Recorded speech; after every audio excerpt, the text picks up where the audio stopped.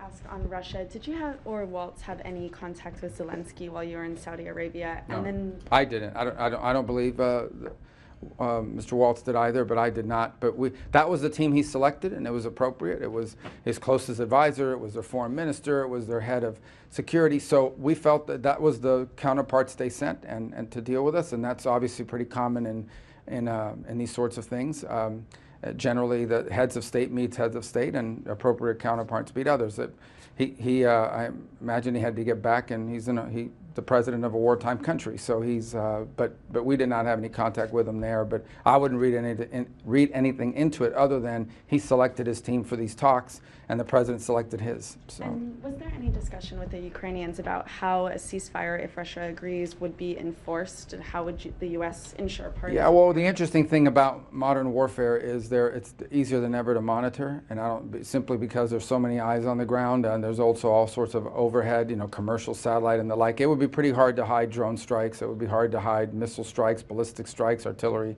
So we feel like that is something that could be monitored. Obviously, if in fact the Russians say yes, let's hope they say yes. If they say yes, one of the things we'll have to determine is who do both sides trust to be on the ground to sort of monitor some of the small arms fires and exchanges that could happen. But those are practices that have become common in these, and I don't think that would be difficult to set up. We didn't get into specifics, but obviously the need to monitor a ceasefire is clear to everyone. Sir, just a quick follow-up on this question. This is it. Yeah, because you up and they have to get back on the plane. Question, sir. Yeah.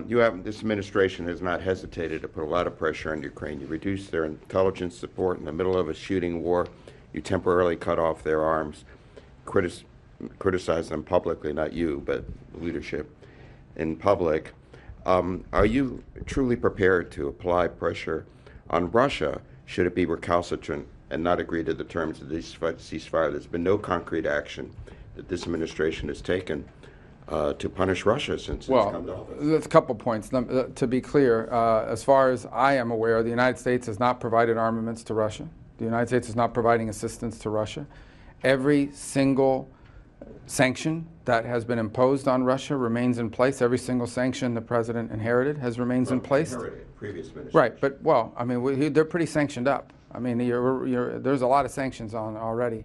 My point being is that there's been no steps taken to relieve any of these things. These things continue to be in place, but we don't think it's constructive for me to stand here today and begin to issue threats about what we're going to do if Russia says no. Let's hope they say yes.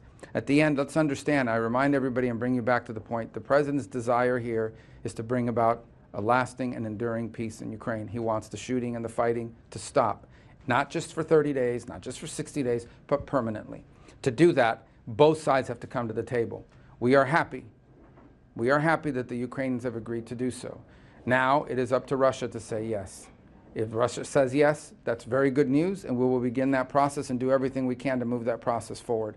If they say no, then obviously we'll have to examine everything and sort of figure out where we stand in the world and what their true intentions are. I think if they say no, it'll tell us a lot about what their goals are and what their mindset is. But I don't want to go into that before they've even answered us by issuing statements that are abrasive in any way. Our hope is that when we met with them last, they expressed a willingness under the right conditions, without elaborating on the right conditions, to bring an end to this conflict. That was our question when we met with them. I think I shared it with you that we're on our trip.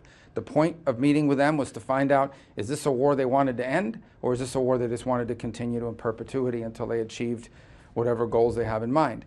And they expressed a willingness, under the right circumstances, which they did not define, to bring an end to this conflict. So we have Ukraine ready to come to the table. Now we need to get Russia to come to the table. If they do and the shooting stops, I think that's a very good day in the world.